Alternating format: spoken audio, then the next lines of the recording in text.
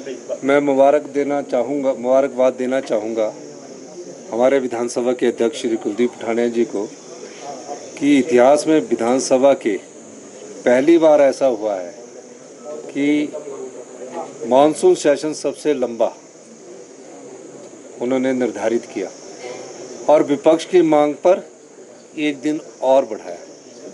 विपक्ष कहता था कि वित्तीय कुप्रबंधन पर यह सरकार चर्चा करे और अध्यक्ष महोदय ने उनका अनुरोध स्वीकार किया। लेकिन मुझे लगता है कि विपक्ष गंभीर नहीं है और विपक्ष को गंभीर होना चाहिए। अब वित्तीय कुप्रबंधन पर चर्चा वो लाना चाहते थे, उनको चर्चा आई, बातचीत की, और जब पूर्व मुख्यमंत्री जयराम ठाकुर जी बोल रहे थे वित्तीय कुप्रबंधन पर, तो विपक्ष के विधायक जो थे वो 7-8 लोग ही बैठे हुए थे। अब 7-8 लोग, उनके जो विधायक बैठे थे उनका पूरा समर्थन करने वाले भी नहीं बैठे हुए थे। और जिस प्रकार का वित्तीय कुप्रबंधन उनकी सरकार के समय हुआ है वो हमने बताया।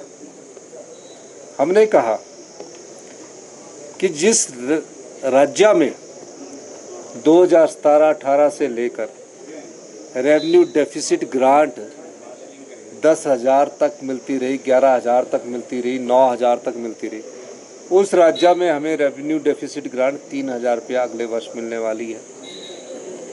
हमने ये भी कहा कि 5 साल जो जीएसटी कंपनसेशन था, जो कि जून 2022 में ख़त्म हो गया, 17 में शुरू हुआ था, जून 2022 में ख़त्म हो गया। आपको तकरीबन हर साल कोई 1300 करोड़, 1500 करोड़ रुपये, 1800 करोड़ रुपया मिलता रहा। पूरा डाटा मैंने अंदर पढ़ा है, आपने लिखा होगा, उसको मैंने आपको बताया।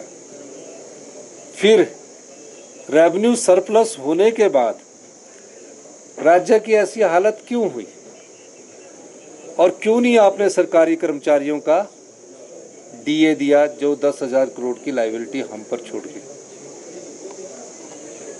ये सब उनके कार्यकाल का है।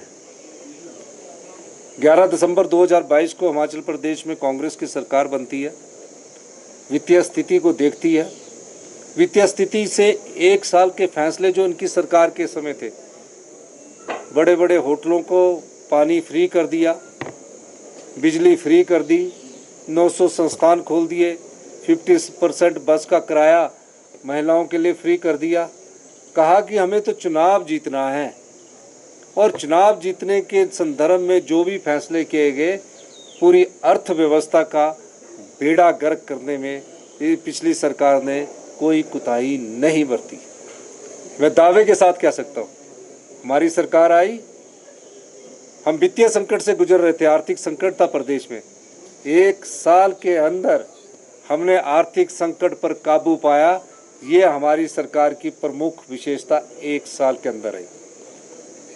और उसके बाद आपदा आई प्रदेश में, आपदा से हम निपटे। नीति आयोग ने हमारी प्रशंसा की। शांता कुमार बीजेपी के वरिष्ठ नेता थे, जिन्होंने बीजेपी को यहाँ स्थापित किया, उन्होंने हमारी प्रशंसा की। और 1 साल बाद जो फिस्कल डिसिप्लिन और फिस्कल प्रूडेंस के लिए हमने फैसले लिए, और जो इनके समय का कैश फ्लो मिसमैनेजमेंट हुआ, उसको हमने ठीक किया।